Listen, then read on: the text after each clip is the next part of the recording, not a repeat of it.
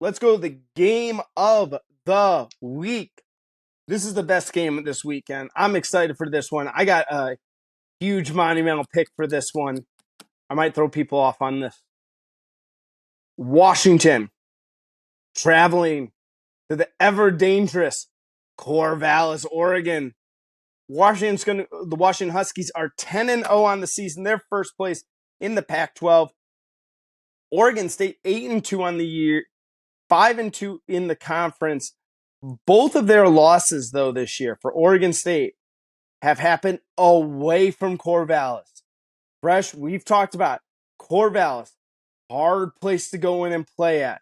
Washington has not looked like the world beaters. They're starting to show some kinks in that armor there.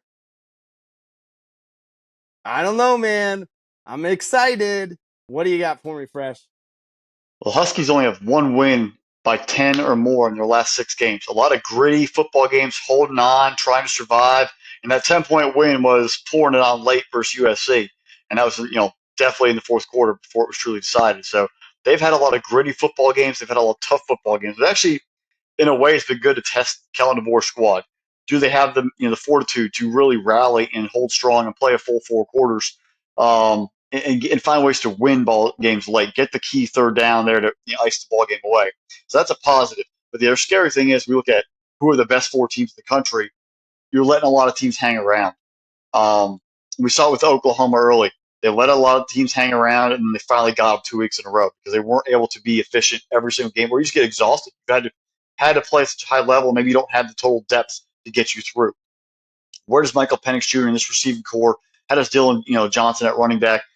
How do they all continue to form? This Washington defense, we expected more from them earlier, and they haven't been exactly as dominant as we want to see. They're middle of the pack. They're okay, but they haven't been locked down to help balance out that offense. And at some point, if your offense isn't fully clicking, are you going to get beat? Utah isn't exactly the greatest offense, and they almost got them last week, and their offense actually showed up. Oregon State, I think, has a little more weapons, a little more of a solid quarterback play right now with the balance at running attack. DJU and obviously the grouping of Martinez leading the pack there for the Beavers. I think that right there at home helps them keep the down distance, manage the clock, and have that veteran player. They've been in big games. They know what to do. DJU went to Notre Dame in his 2020 year and actually got a win. So he's been able to go on the road and get wins against big teams. Being at home is probably going to be a little extra boost for him to be in that kind of environment. Oregon State, do you have two big, Washington this week. Obviously, have the Civil War next week. Um, which game means more to this team? Do you go for both, or do you say, you know what, if we're kind of losing to Washington, sort of check it back and then save our momentum just to beat our arch rival in the Ducks?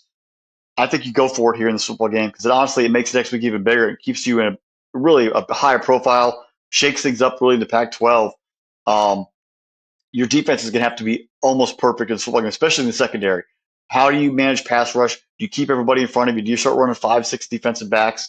Um, do not rush too heavy on Penix Jr. His ability to escape to the perimeter and keep the play alive is what makes him a little dangerous. He's not going to be a major running threat, but his mobility in the pocket, his mobility on the edges to create and extend the play is what makes him a very good quarterback. You don't have to always get the quarterback sack. I think this is a rule of football. If you sort of come up and set the edge and keep the quarterback in the pocket and force him to throw when he doesn't want to or he's not comfortable, that's where incomplete passes happen. That's where turnovers come into play.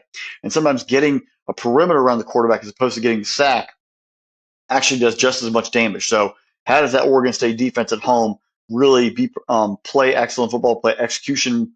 Where's their execution? Do they align themselves right? Who's going to make a play on defense to help get off the field?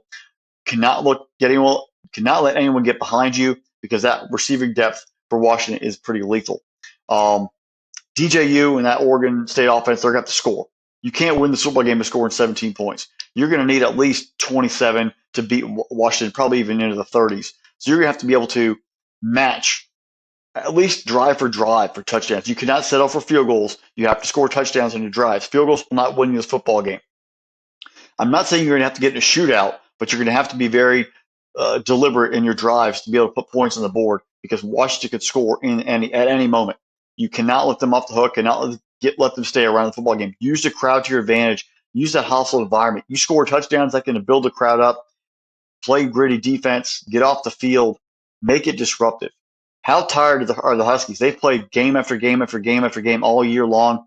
Where's that depth going to come into play? You've got to wear them down, be physical. I think Damian Martinez, if he's not getting 30 carries, 25 carries, pound the rock. See when they're going to give up. See if that defense gets tired. They've been on the field a lot. Their offense scores quickly. How do you wear them down? Maybe get them to break a little bit.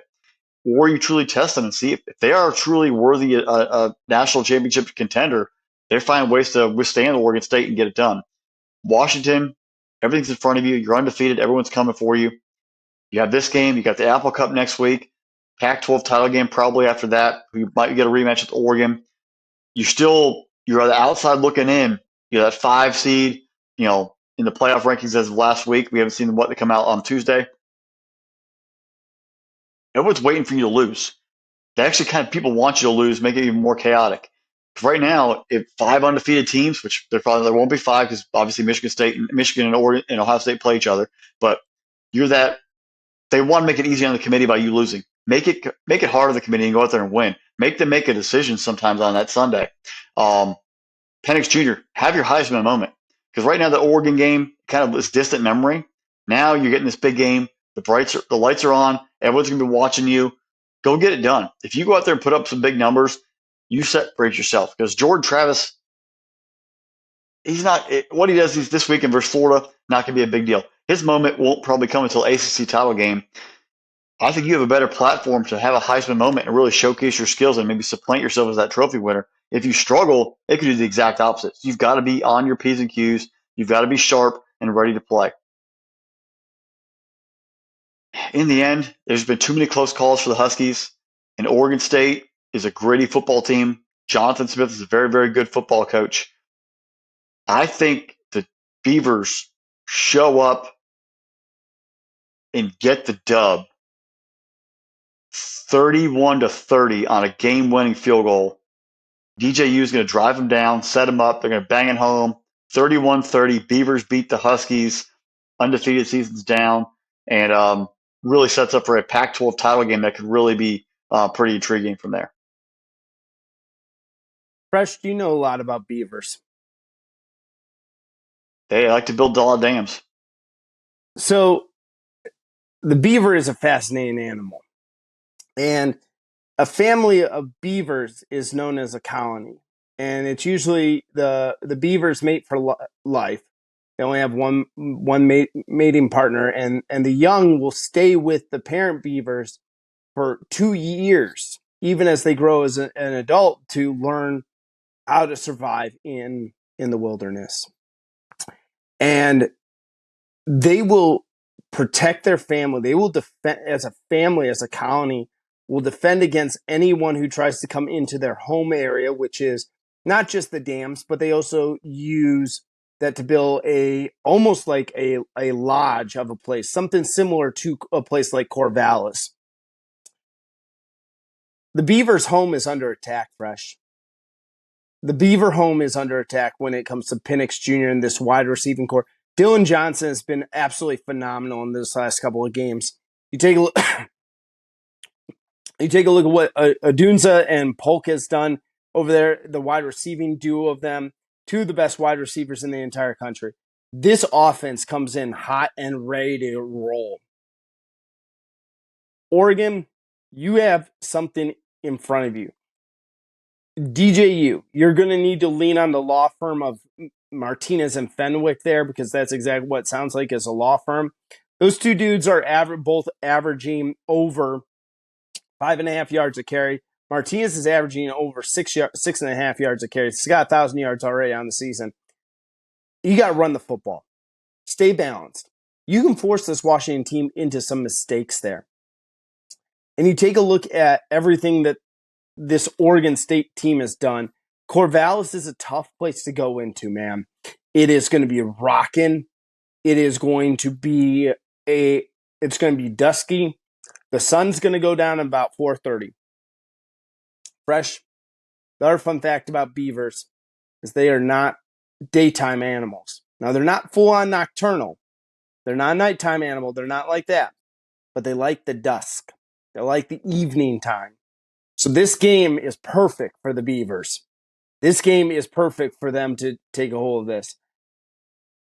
Washington, you've been my team that I have been trumpeting you since the preseason. Michael Penix Jr., you have been my Heisman pick for every single week this year in college football. I think Washington is on a course to make the college football playoff. I think they're a really, really good football team. I think they're really good. I think this is one of the best college football teams in the entire country. But you got to go to Corvallis. And the Beavers are going to build that dam fresh. We've talked about building that dam. Folks, you don't got to go into the comment section. You don't have to call us closet case Oregon State fans. Folks, I am giving you fun fact after fun fact about the Beaver family. I'm sure I probably got something wrong along the way, but go ahead and leave that in the comment section as well. I am picking Oregon State in this game, and I am going to say they're going to win by a touchdown in this game. It's not going to be a 1-point game. I think we are going to wake up Sunday morning or before you go to bed Saturday night and go, oh my gosh, what did Oregon State do? They are going to be the talk of the town, and it is going to come down to next weekend in the Civil War. Oregon State, winner goes to play Washington again in the Pac-12 title game. Boom goes the dynamite. Boom goes the dam fresh. The Beavers are rolling. Build that dam. Build that colony. I love this game, and I'm fired up. Best game of the week here. I mean, I think the intrigue is that you have two very quality football teams who are well coached, and they've shown that not just this year, this last year as well. And you're seeing them develop. They've done it different ways. They both embody their head coaches. DeVore, high flying, big time offense. Jonathan Smith is very reserved, but nitty gritty, line of scrimmage, pound it out, run the football, analytical. And the way it's they capture each other's images, and that's what they also makes it really cool is that these guys they've built the programs in their image, and they both play that strong way. But I have a feeling right now you're going to see that gritty, that nastiness from Oregon State, especially on defense, because that team they get a ton of sacks, well over 30 so far in the year. They are a great pass defense, one of the best in the Pac-12, and they're going to show up and they're going to show the world that we are more than just our quarterback and our running back and our head coach. We have our defense, and we're going to get the dub. Yeah, and here's our fun fact for you, Fresh. The reason why Oregon State's orange, it's the color of Beaver's teeth. Beavers have orange. Yep, they may be one too.